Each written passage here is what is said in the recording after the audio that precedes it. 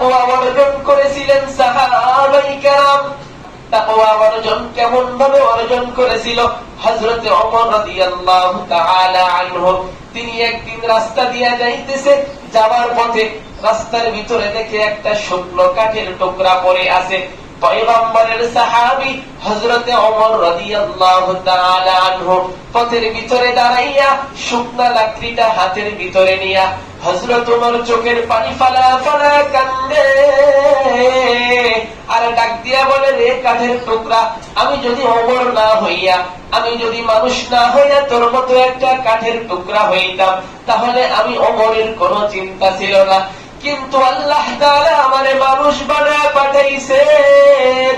আমার দিলের ভিতরে বড় ভয়, আমার দিলের ভিতরে বড় ভয় হয় আল্লাহ তাআলার হুকুম মোতাবেক যদি দুনিয়াতে চলতে না পারি, নবীর তরিকা অনুযায়ী যদি দুনিয়া থেকে চলে যেতে না পারি, নবীর তরিকা অনুসরণ করে যদি দুনিয়া থেকে বিদায় নিতে না পারি, তাহলে আমি ওমরের বড় ভয় হয় আল্লাহ তাআলা না জানি আমারে জাহান্নামের আগুনের ভিতরে জ্বালায় দেয়।